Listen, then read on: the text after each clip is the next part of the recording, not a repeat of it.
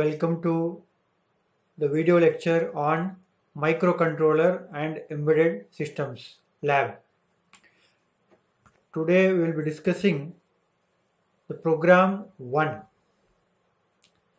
So this program is to multiply two 16-bit numbers.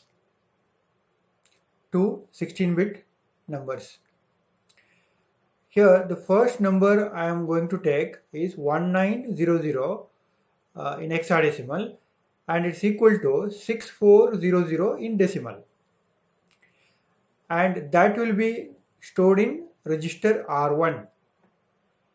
Similarly, the second 16-bit number is 0C80H. It is equal to 3200 in decimal. This number is stored in register R2, and their result it will be more than 16-bit. It is a 32-bit result. It will be stored in R3. In this case, the expected result in hexadecimal is 1388000H. That's equal to 20480000 in decimal. It is simply two 16-bit numbers are multiplied and the result will be a 32-bit. So let us see the program here. It's a very simple program where there are only 4 instructions are involved in this. We have 2 parts here. First part is assembler directive. The second type are instructions. Area, code, read only, entry, start. All of them are assembler directives. They are not instructions. Area is an assembler directive. It instructs the assembler to assemble a new code or data. In this program, there is no data, only code area is present. Similarly, this code area is read only. This read only and code are the 2 attributes of area. It indicates that whether it is a code area or data area. Similarly, if it is a code area, by default it is read only, or explicitly we can mention that it is read only. That means there are instructions, they are read only. They cannot be written. Entry is an assembler directive. It marks the first instruction to execute. That means here the execution starts. The start is an assembler directive. It indicates the start of the file. As I mentioned in my previous slide, 6400 is the first 16-bit number. It is copied into R1. Similarly, the second 16-bit number 3200, it is copied into R2. Okay, the move instruction will simply copy the immediate data is present in the instruction to the registers specified here. It's a simple multiplication instruction. This is MUL. This MUL instruction performs the multiplication of R1 and R2, in this case R1 and R2, and the result which is 32-bit result is available in R3. So at the end we have to terminate the execution of the program. This BXXS, XSS is a label which is used here. This B is unconditional branch instruction. It jumps to the same instruction. That means execution will be done in the same instruction, continued in the same instruction. What happens if you don't use this? There will be some other instructions available in the continuous memory locations here. The execution continues, and you will get different values in the registers. So you will not get the expected answer, and execution will be continued for infinitely. So you want to terminate that, or you want to stop the execution here. That is why we use this BXX B instruction with XS as a label. Okay. So here at the end, a 32-bit result is available in R3. In our case, it is 1388000H.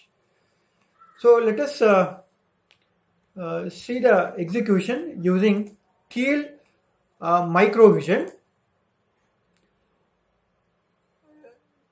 So there is a folder which is created already in the desktop. I have already created. So we have to open a new Microvision project. Open new Microvision project. Okay. I will give some name here.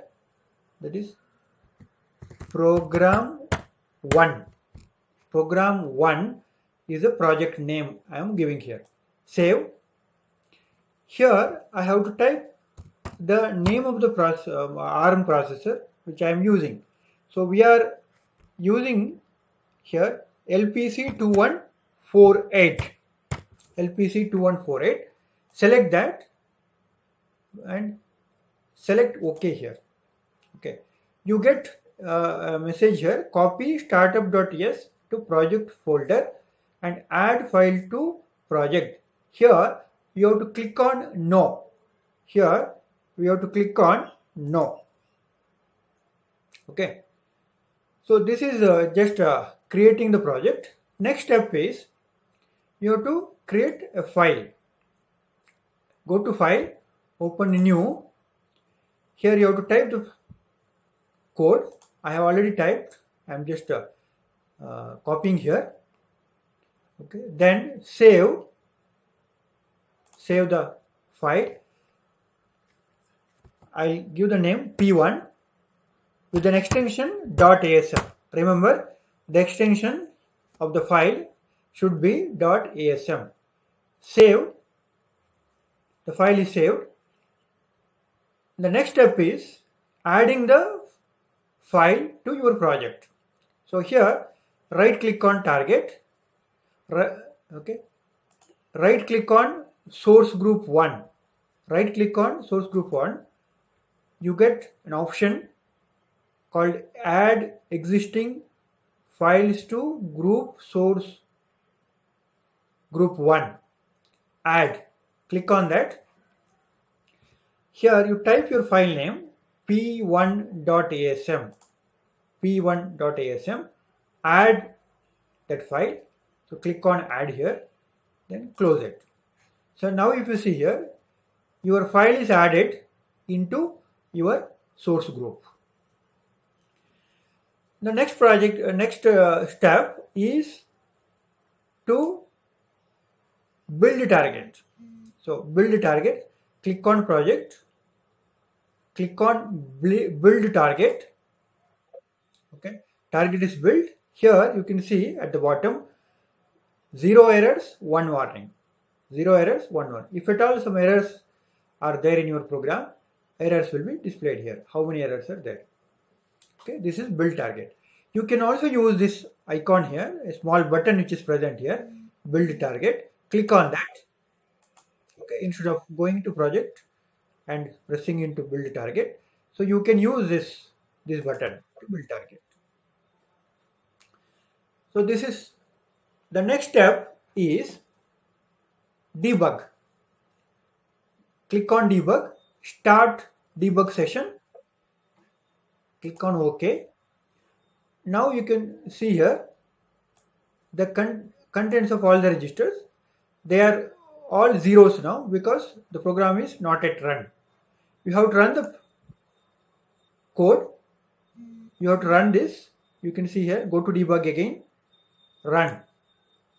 After running, stop debugging. Okay. First start debug, then run the code, then stop debug. So after stopping, you can see here the contents of the registers R1, R2, R3 all are updated. Since we have used only 3 registers here, R1, R2, R3, their contents you can see here. And content of program counter also updated. So as you can see here, the first number is in R1, 1900H. That is the hexadecimal equivalent of 6400. The second number is 0C80. That is the hexadecimal equivalent of 3200 decimal. Then their product is available in R3. Our expected product is this 1388000. So that is available in R3. So this is the result what we are expecting. You can execute this program and you can check the output. Okay. So this is about the program to multiply two 16-bit numbers and store a 32-bit result in a register.